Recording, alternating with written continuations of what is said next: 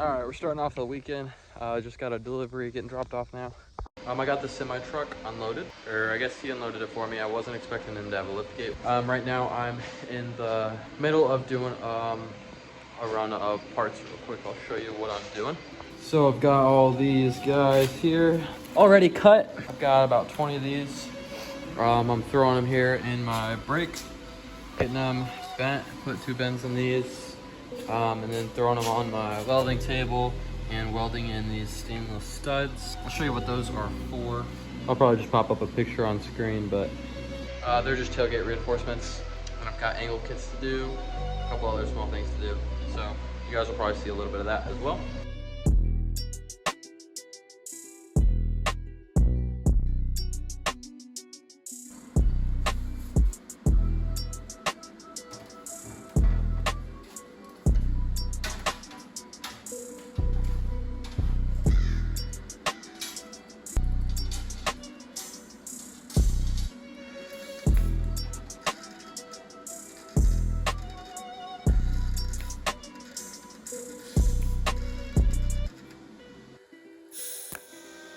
I love you, Poppy.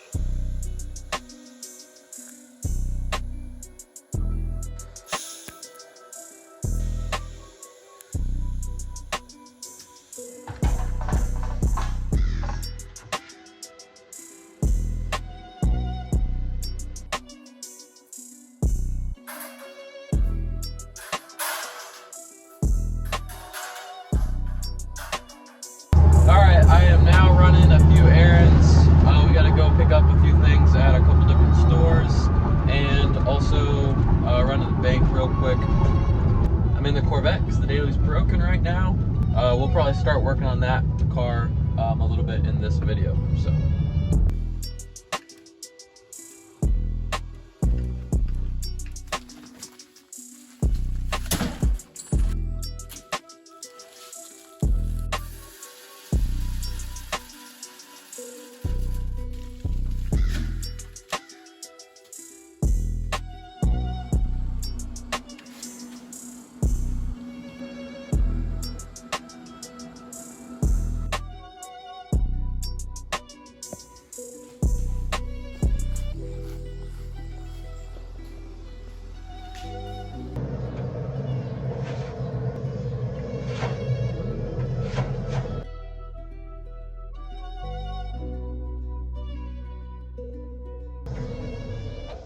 All right, I got all my errands run this morning.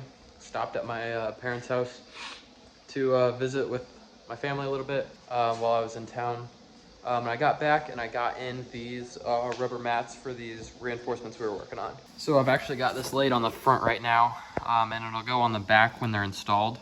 But basically this little rubber mat will just go between the tailgate and this reinforcement to protect the paint when you bolt it on.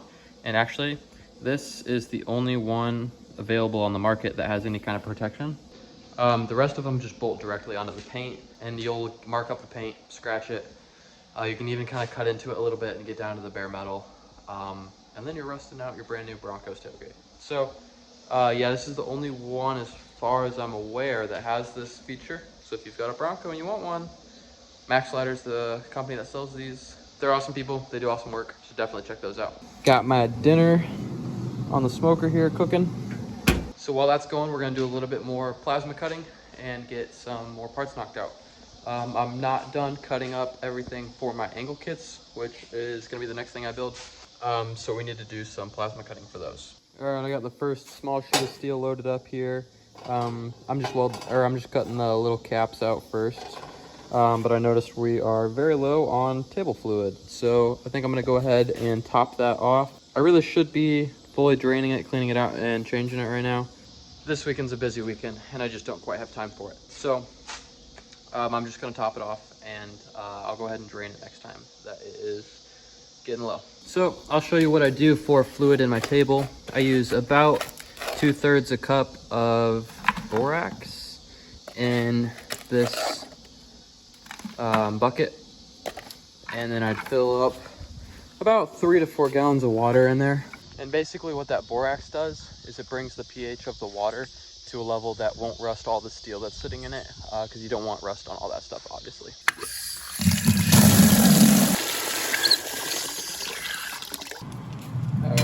let you in on a little secret here. Get this stuff smoked up to however done you like it. I'm a medium kind of guy myself. Gonna let it rest for about 10 minutes. And while it's resting, I'm gonna go ahead and get my smoker ready to flame sear these. Turn that Johnny up a bit. Got butter, honey, and some spicy barbecue sauce on this. Just gonna glaze over all the meat. Now that I got that butter, honey, and barbecue sauce on all these, I'm gonna go ahead and sprinkle some brown sugar on now. After they've had some time to rest and you got your flame going good, go ahead and put these directly over the flame and let them sear. I don't have a specific time. I basically just do it based off the size of the cut. These fillets are pretty small, so I'll probably only leave them on for maybe 20 seconds. And then I'll flip them and then pull them off. Now check me out, dog. We do it all at Tomlin Performance. I'm gonna go ahead and cover these and then let them rest for about 20 minutes. And then I'll eat them. And while those are resting, we're gonna go ahead and go back out to the shop, get a little bit more work. I love seeing the shop lit up at night. The lights I put in there are so bright, it's kind of funny.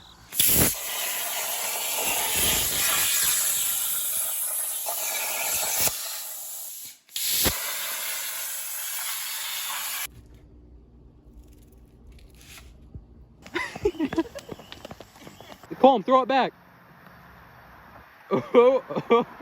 Yeah, so all the siblings anywhere from 43 all the way down to 20. At least one's breaking the old cycle.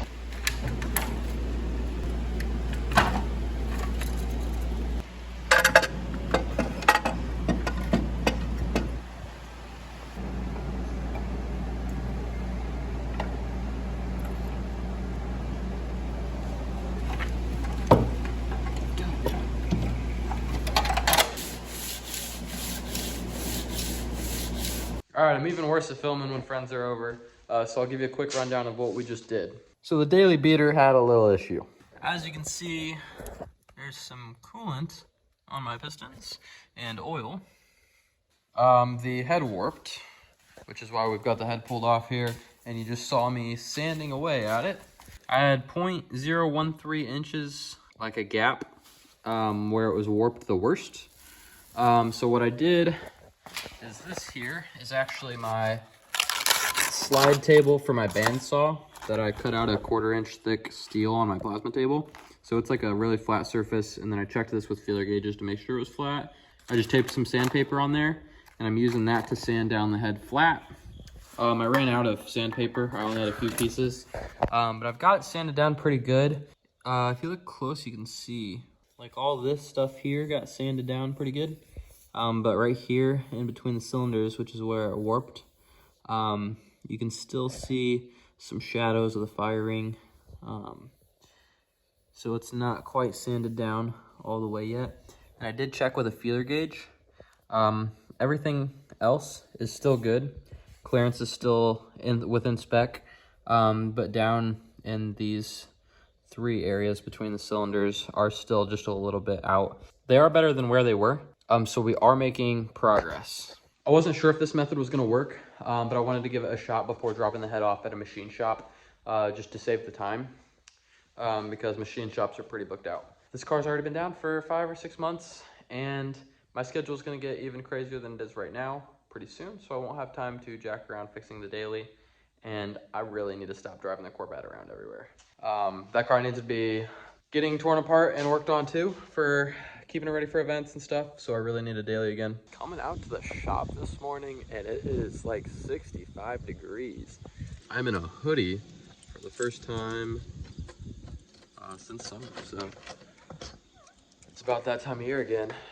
I'm about to get started on a little bit of angle kit stuff. First, I'm gonna build one for myself, actually. I've got one on my car that is not like a total finalized kit. And I'm trying a little small something out. So I'm gonna build that first, and then we'll get into the other kits today as well.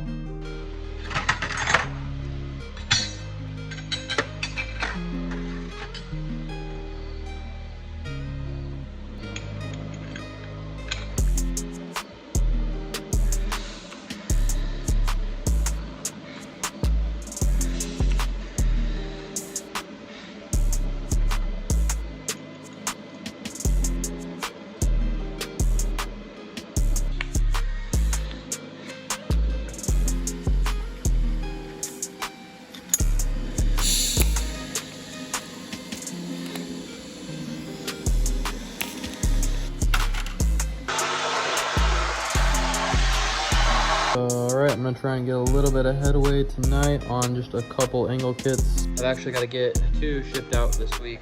I haven't got very much done today, so I need to put my head down and get some more done.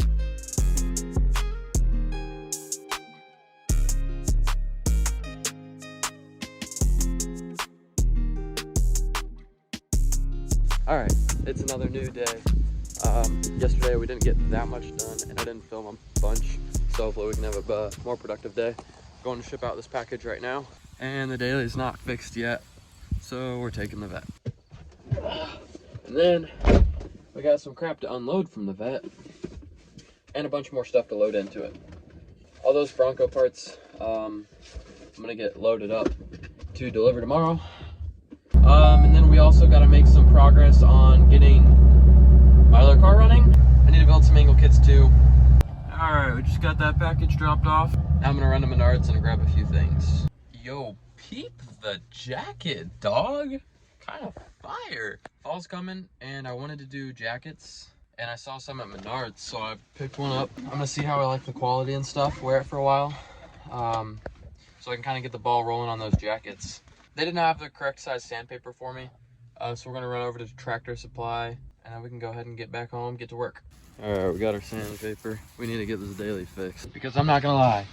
Today the vet has been making some new smells, like oil burning smells.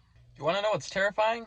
Sitting right here going 70 miles an hour down a country road, and then next thing you know, there's a deer directly in front of you. A deer looks like a moose when you're sitting this low. Literally the whole body of this thing is like at least my eye level, maybe higher, jumping across the road.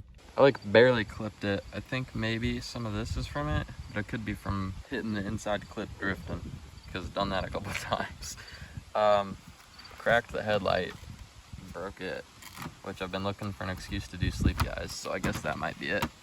And then we got like some seals like popped out, so I think the fender flexed a bunch, but oh, and the mirror popped out, but I just popped that back in, so I'm not worried about that.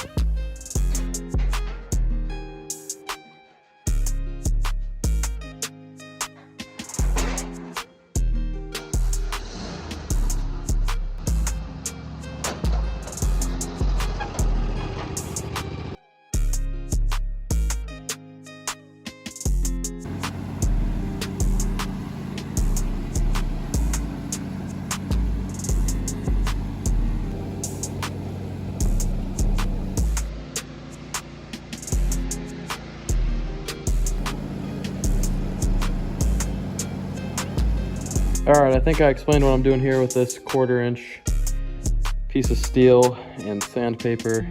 The head's getting closer. We're not quite there yet, so I'm gonna spend a little more time sanding. All right, I'm making good progress. I checked with the feeler gauges, it's still a little bit out. You can see in between the cylinders there, where there's a little shadow left of the old fire ring.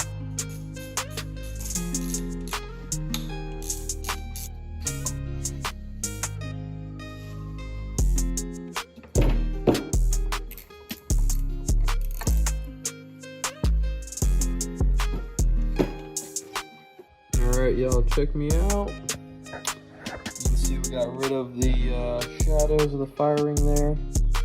No more. Stripped down the head, got the fuel injectors and fuel rail off and everything else. But I'm going to take that tomorrow, clean it out in a solvent tank, so that I can go ahead and get the car thrown back together. I appreciate you guys watching, and we'll see you guys in the next video.